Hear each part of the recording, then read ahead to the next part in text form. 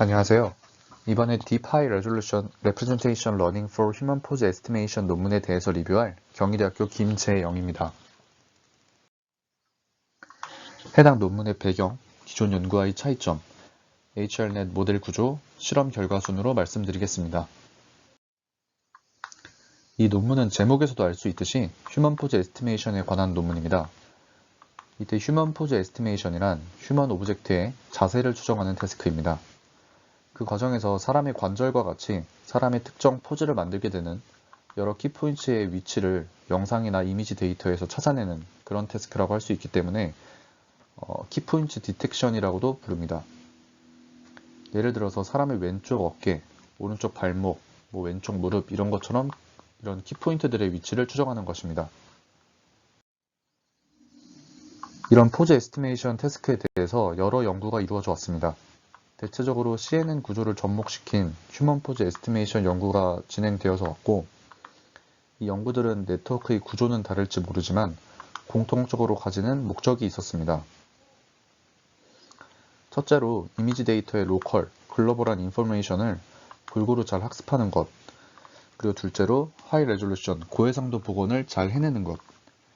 그래서 결국 이미지 세그멘테이션처럼 인풋 이미지 쉐입에서 어떤 픽셀 와이즈 프리딕션을 잘 해내야 하기 때문에 그런 목적이 있었습니다. 그런데 이 두 목적에는 트레이드 오프가 존재하게 됩니다. 이미지 데이터의 인포메이션을 잘 학습하기 위해 다운샘플링을 통해서 리셉티브 필드를 크게 할 수 있는데요. 다만 이렇게 로우 레졸루션으로 이어지는 과정에서 정보의 손실을 막을 수 없고 픽셀 와이즈 프리딕션을 해야 하는 이런 포즈 에스티메이션과 같은 태스크에서 문제가 될 수밖에 없습니다.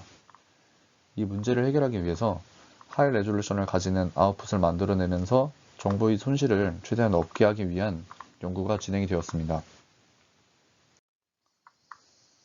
이 논문에서 제시하는 HRNet 이전에 여러 연구는 이 트레이드오프를 해결하기 위해서 하이 투 로우, 로우 투 하이 구조를 함께 직렬적으로 사용해서 다운샘플링과 업샘플링 과정을 적용하였습니다.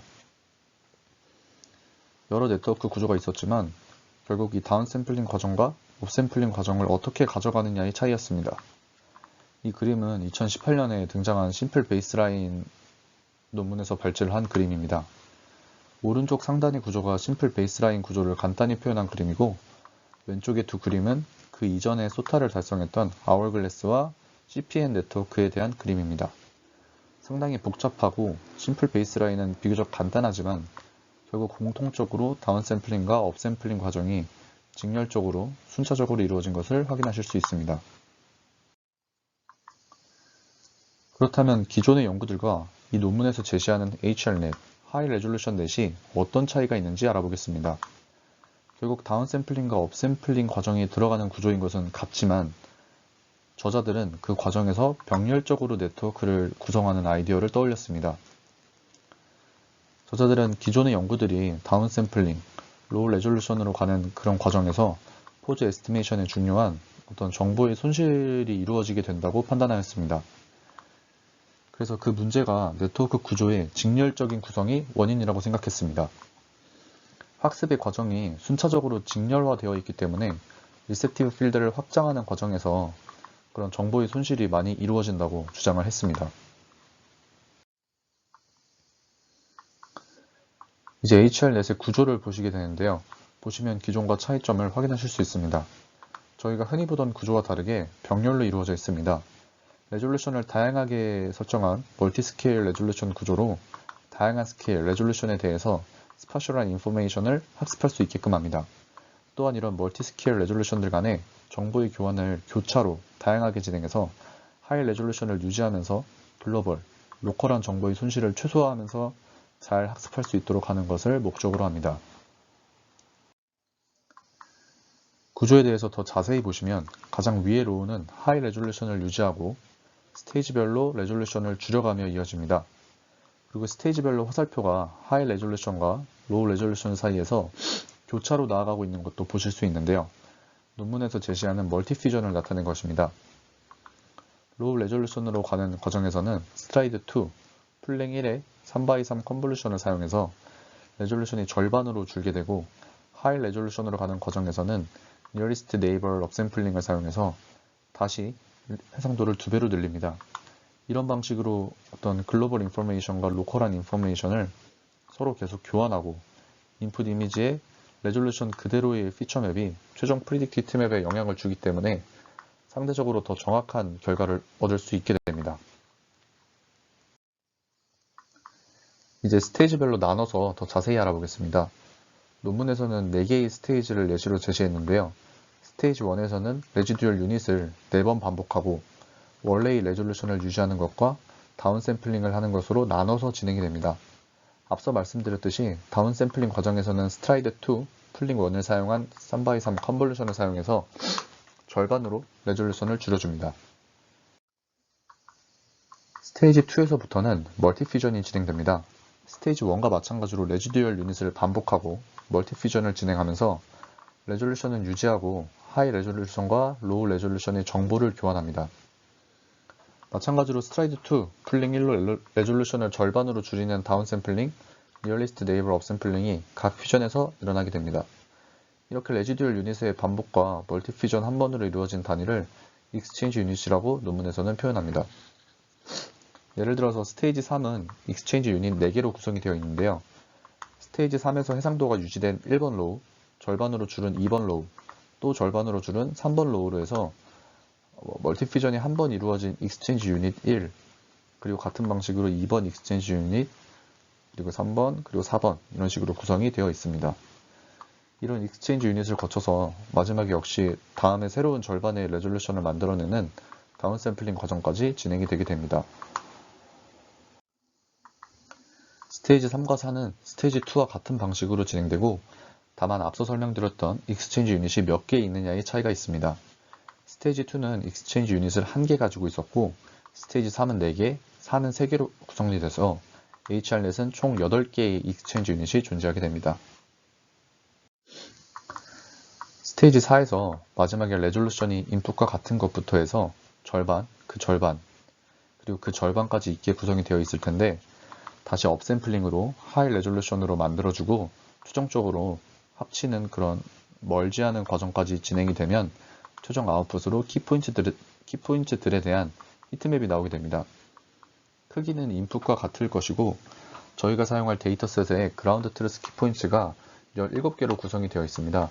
따라서 이제 인풋 쉐입과 같은 XY 값과 그 17개의 채널로 해서 XY17로 최종 쉐입이 구성이 되게 될 것입니다.